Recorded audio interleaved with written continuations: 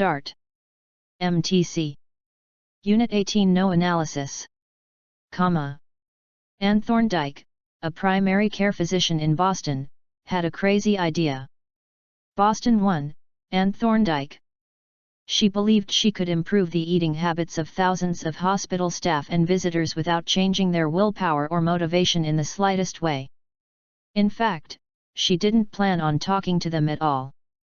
Thorndike designed a study to alter the choice architecture of the hospital cafeteria. Thorndike. She started by changing how drinks were arranged in the room. Originally, the refrigerators located next to the cash registers in the cafeteria were filled with only soda. She added water as an option to each one. Additionally, she placed baskets of bottled water next to the food stations throughout the room. Soda was still in the primary refrigerators, but water was now available at all drink locations. Over the next 3 months, the number of soda sales at the hospital dropped by 11.4%. 11.4. Meanwhile, sales of bottled water increased by 25.8%. 25.8. MTC. Good job. Let's start. MTC. Unit 18 No 01. Music is used to mold customer experience and behavior. A study was conducted that explored what impact it has on employees. Results from the study indicate that participants who listened to rhythmic music were inclined to cooperate more irrespective of factors like age, gender, and academic background, compared to those who listened to less rhythmic music. This positive boost in the participants' willingness to cooperate was induced regardless of whether they liked the music or not. When people are in a more positive state of mind, they tend to become more agreeable and creative, while those on the opposite spectrum tend to focus on their individual problems rather than giving attention to solving group problems. The rhythm of music has a strong pull on people's behavior. This is because when people listen to music with a steady pulse, they tend to match their actions to the beat. This translates to better teamwork when making decisions because everyone is following one tempo.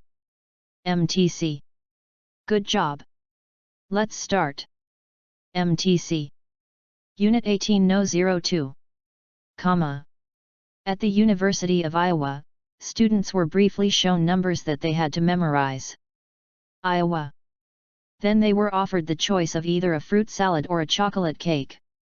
When the number the students memorized was 7 digits long, 63% of them chose the cake. 63%. When the number they were asked to remember had just 2 digits, however, 59% opted for the fruit salad. 59%.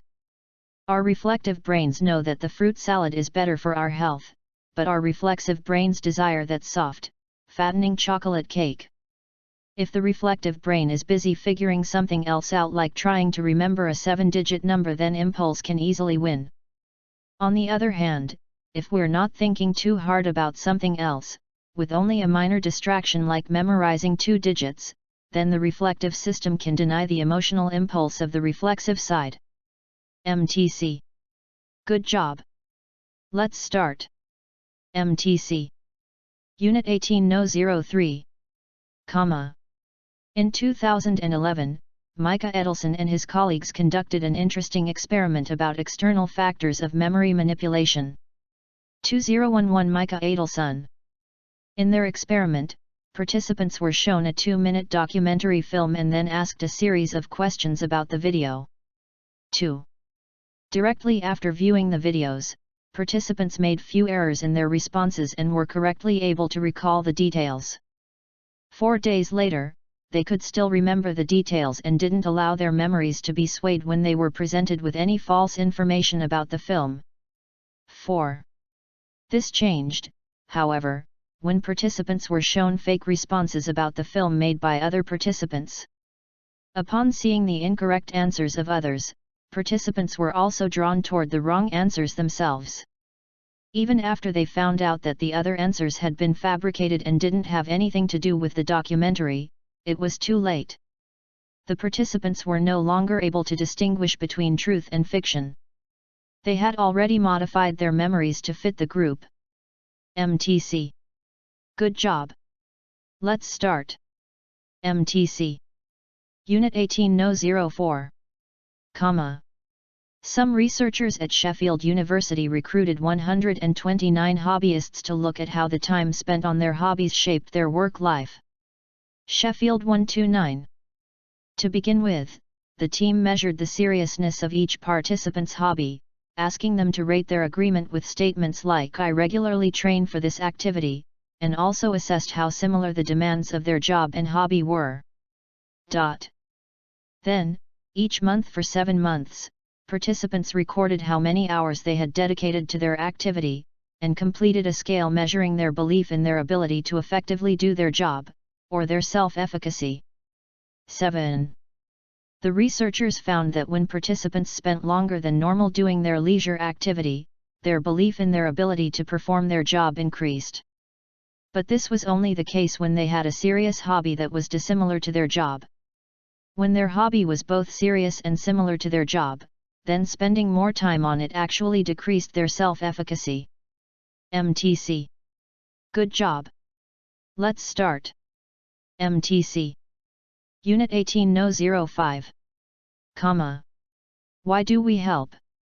One widely held view is that self-interest underlies all human interactions, that our constant goal is to maximize rewards and minimize costs.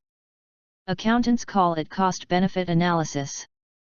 Philosophers call it utilitarianism. Social psychologists call it social exchange theory. If you are considering whether to donate blood, you may weigh the costs of doing so, time, discomfort, and anxiety, against the benefits, reduced guilt, social approval, and good feelings. If the rewards exceed the costs, you will help. Others believe that we help because we have been socialized to do so, through norms that prescribe how we ought to behave. Through socialization, we learn the reciprocity norm. The expectation that we should return help, not harm, to those who have helped us. In our relations with others of similar status, the reciprocity norm compels us to give, in favors, gifts, or social invitations, about as much as we receive. MTC. Good job. Let's start. MTC. Unit 18 No 06. Comma. Some natural resource-rich developing countries tend to create an excessive dependence on their natural resources, which generates a lower productive diversification and a lower rate of growth. Resource abundance in itself need not do any harm. Many countries have abundant natural resources and have managed to outgrow their dependence on them by diversifying their economic activity. That is the case of Canada, Australia, or the US, to name the most important ones. But some developing countries are trapped in their dependence on their large natural resources. They suffer from a series of problems since a heavy dependence on natural capital tends to exclude other types of capital and thereby interfere with economic growth. MTC. Good job. Let's start. MTC. Unit 18 No 07. Comma. Psychologist John Bargh did an experiment showing human perception and behavior can be influenced by external factors. John Bargh. He told a bunch of healthy undergraduates that he was testing their language abilities.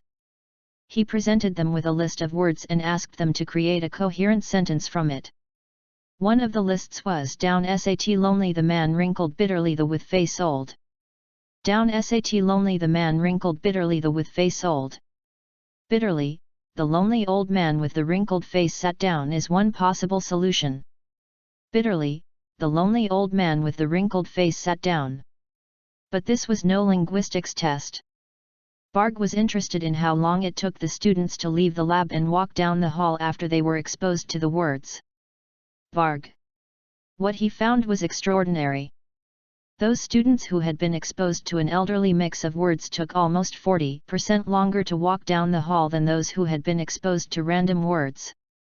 40%.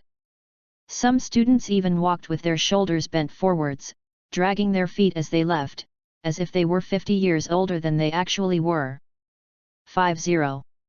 MTC. Good job. Let's start. MTC. Unit 18 No 08. Comma. When we see an adorable creature, we must fight an overwhelming urge to squeeze that cuteness. And pinch it, and cuddle it, and maybe even bite it.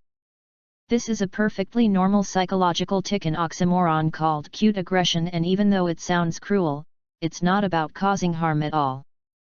In fact, strangely enough, this compulsion may actually make us more caring. The first study to look at cute aggression in the human brain has now revealed that this is a complex neurological response, involving several parts of the brain. The researchers propose that cute aggression may stop us from becoming so emotionally overloaded that we are unable to look after things that are super cute.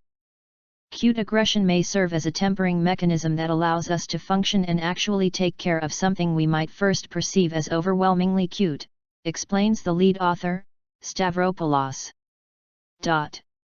Stavropoulos. MTC. Good job. Let's start. MTC. Unit 18-09. Intergroup contact is more likely to reduce stereotyping and create favorable attitudes if it is backed by social norms that promote equality among groups. If the norms support openness, friendliness, and mutual respect, the contact has a greater chance of changing attitudes and reducing prejudice than if they do not. Institutionally supported intergroup contact, that is, contact sanctioned by an outside authority or by established customs, is more likely to produce positive changes than unsupported contact. Without institutional support, members of an in-group may be reluctant to interact with outsiders because they feel doing so is deviant or simply inappropriate. With the presence of institutional support, however, contact between groups is more likely to be seen as appropriate, expected, and worthwhile. For instance, with respect to desegregation in elementary schools, there is evidence that students were more highly motivated and learned more in classes conducted by teachers, that is, authority figures, who supported rather than opposed desegregation. MTC. Good job. Let's start. MTC. Unit 18 number 10. When a child experiences painful, disappointing, or scary moments, it can be overwhelming, with intense emotions and bodily sensations flooding the right brain. When this happens, we as parents can help bring the left hemisphere into the picture so that the child can begin to understand what's happening. One of the best ways to promote this type of integration is to help retell the story of the frightening or painful experience. Bella, for instance, was 9 years old when the toilet overflowed when she flushed, and the experience of watching the water rise and pour onto the floor left her unwilling to flush the toilet afterward. Bella. When Bella's father, Doug, learned about the name it to tame it technique, he sat down with his daughter and retold the story of the time the toilet overflowed. Bella Doug. He allowed her to tell as much of the story as she could and helped to fill in the details. After retelling the story several times, Bella's fears lessened and eventually went away. Bella. MTC. Good job. Let's start. MTC. Unit 18 number 11. There was an experiment conducted in 1995 by Sheena Iyengar, a professor of business at Columbia University. 1995 Columbia Sheena Iyengar. In a California gourmet market, Professor Iyengar and her research assistants set up a booth of samples of jams. California Iyengar. Every few hours, they switched from offering an assortment of 24 bottles of jam to an assortment of just 6 bottles of jam. 246. On average, customers tasted 2 jams, regardless of the size of the assortment, and each one received a coupon good for $1 off 1 jar of jam. 1. Here's the interesting part. 60% of customers were drawn to the large assortment, while only 40% stopped by the small one. 6040. But 30% of the people who had sampled from the small assortment decided to buy jam, while only 3% of those confronted with the 2 dozen jams purchased a jar. 30243. Effectively, a greater number of people bought jam when the assortment size was 6 than when it was 24. 246. MTC. Good job. Let's start. MTC. Unit 18 Number 12. Comma. A primary school teacher is helping students to understand fractional parts by using what she thinks is a commonplace reference. Today, we're going to talk about cutting up a Thanksgiving holiday favorite, pumpkin pie. She continues with an explanation of parts. Well into her discourse, a young African American boy, looking puzzled, asks, "What is pumpkin pie?" Most African Americans are likely to serve sweet potato pie for holiday dinners. In fact, one of the ways that African American parents explain pumpkin pie to their children is to say that it is something like sweet potato pie. For them, sweet potato pie is the common referent. Even the slight difference of being unfamiliar with pumpkin pie can serve as a source of interference for the student. Rather than be engaged actively in the lesson, he may have been preoccupied with trying to imagine pumpkin pie. What does it taste like? How does it smell? Is its texture chunky like apple or cherry pie? In the mind of a child, all of these questions can become more of the focus than the subject of fractions that the teacher is attempting to teach. Even small differences in cultural knowledge have the potential to affect students' learning. MTC. Good job.